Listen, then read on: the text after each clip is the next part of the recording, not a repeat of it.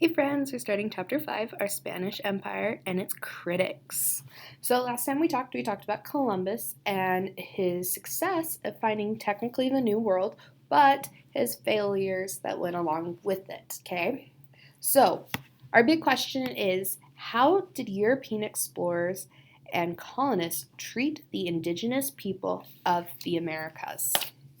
Okay, all right, so after Columbus, the Spanish continued to expand their lands in the Americas after Columbus died.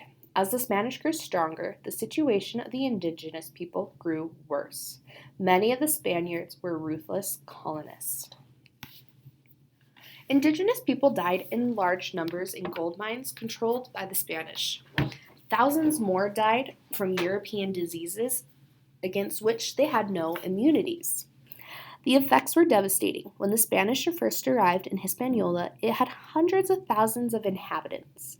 By 1507, the indigenous population had decreased to 60,000. By 1531, there were only about 600 native inhabitants left on the island. So, I'd like to stop and let's hurry and talk about what's going on in today's world. Okay, we have COVID-19 going around, or the coronavirus going around. Our bodies do not have immunity to fight off the disease. Now, while some of us might get it and we might be fine, there are others whose bodies can't fight off the virus and they end up passing away. But for those of us who do get it and do survive, our bodies have then started to build up the immunity that our body needs, okay? So, just kind of think about it when we talk about how they didn't have immunity, they didn't have the protection to fight off the diseases that were coming over from Europe.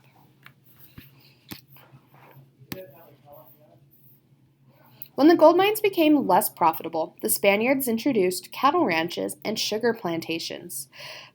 Sugar was a cash crop. This meant that the plantation owners could earn a lot of money growing and selling sugar. But the rapid decline in the indigenous people created a labor shortage. By the 16th century, that shortage was being filled by the importation of enslaved people from Africa. So, plantation is usually a large farm with one or more crops and are grown by a number of laborers. These crops were sold for profits by the plantation owner. The conquistadors. Between 1495 and 1535, Spanish conquistadors gained control of much of the South and Central America. You have learned about Hernan Cortez, the conquistador who destroyed the mighty Aztec Empire in modern-day Mexico. You have also learned about Francisco Pizarro, who invaded the Inca civilization in Peru. Pizarro spent many years working for another famous conquistador, Vasco Nunez de Balabo.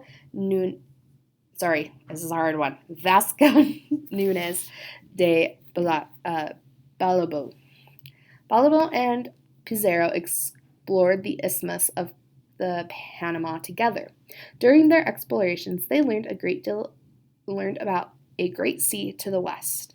In 1513, Balbador organized an expedition to find this sea. He chose 190 of his toughest men, including Pizarro, as well as men to carry equipment and supplies. The party crossed the swamps by stripping off their clothes and carrying it over their heads. As they splashed along, they fought off snakes, crocodiles, and mosquitoes. They hacked their way through thick jungles. They climbed over mountains. So here's just a picture of them making their way across the land to find this other great sea. Balaboo and his men were rewarded for their struggles. On September 25th, 1513, they stood atop a mountain and looked out over the body of water Balaboo called the South Sea. Today, we call it Pacific Ocean. Balaboo marched down to the ocean and tasted the salt water, just to be sure. Then, as Europeans so often did, he claimed all the land washed by the sea in the name of his homeland, Spain.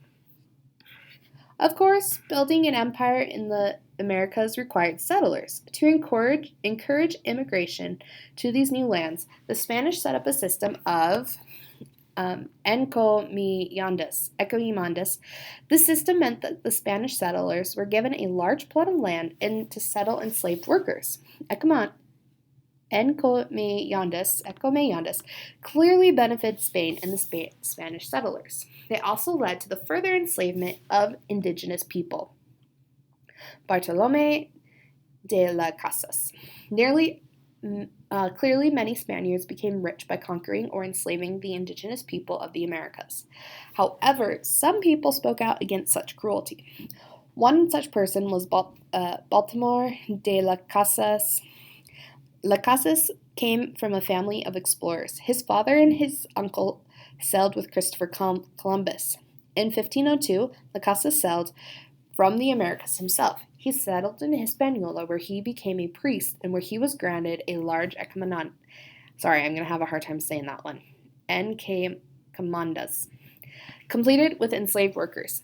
Eventually, though, Las Casas came to the conclusion that the encomiendas system was wrong. He began to preach against the enslavement of people. Las Casas returned to Spain to seek the support of the king. He also wrote a book telling people in Spain what was happening in the Americas. Las Casas, The Devastation of the Indies, a brief account, helped turn the king against the encomiendas system.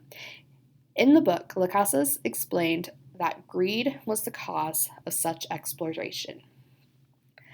Eventually, the king changed the laws regarding the treatment of indigenous people, but it was difficult to enforce these laws from across the ocean. The indigenous people continued to suffer. Las Casas later wrote a history of the Spanish conquest of the Americas. His work is the source for much of what we know of the conquered people, such as the Aztec in Mexico and the Inca in Peru. Today, Baltimore de las Casas was widely admired for his stand against the exploitations of the indigenous people in the Americas. Exploitation simply means taking advantage or being unfair to a person or a group. All right, that is it for this chapter. It was super short. Please feel free to reread it again if you would like on your own. I will be posting the answers, but quickly, how did the European explorers and colonists treat the indigenous people of the Americas? They exploited them, okay? They used them and abused their goods, their abilities to work, and the land around them. All right, I will be posting the answers to our questions for today's lesson. I hope you enjoyed and learned lots. Have a good or wonderful rest of your day.